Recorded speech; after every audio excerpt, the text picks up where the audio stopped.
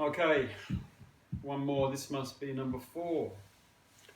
Again, speaking about Transcendental Seduction, which I developed really in response to Enlightenment philosophy because it appeared to me not to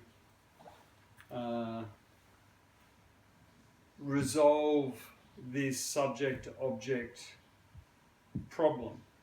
Even though it sets up the problem, Enlightenment, particularly German idealism, did not solve the problem, which in a certain sense is the problem of metaphysics. So the subject-object relation is not the only metaphysical problem, but it's so far-reaching that you could say that it is the metaphysical problem. At least as I examined Kant and had to absorb and understand and then ponder that metaphysical issue, however Kantian it was, and then more or less resolve it for myself. What is my relationship to everything that I am not? So it's another way of speaking of the subject-object relation.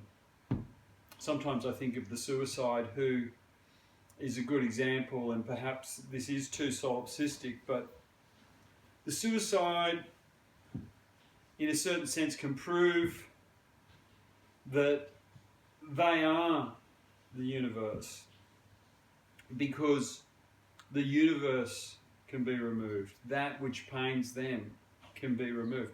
It's not that they're removing themselves, it's that they're removing the universe. So the suicide, the serious suicide, I suppose, understands that.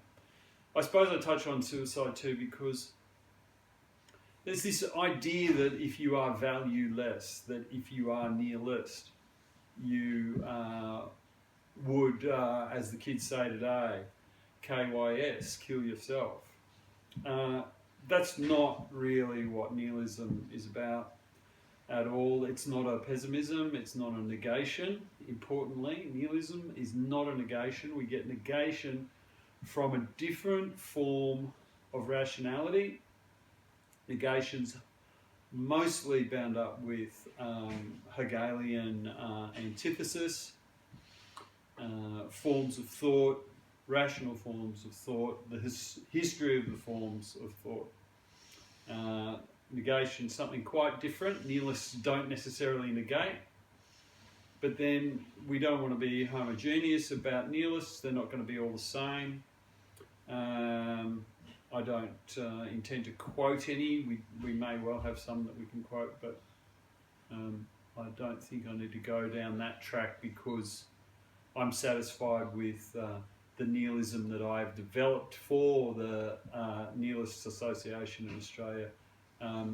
Insofar as it's possible to present it as a form of thought, whether it's rational or not, I'll leave it to others to say so, but certainly it's the nihilist that firstly presents the nihilism and not a non-nihilist. So just as we don't have, in identity, we don't have people who are not representing people who are, whatever that is. So, you know, Christians don't present or represent other religious denominations.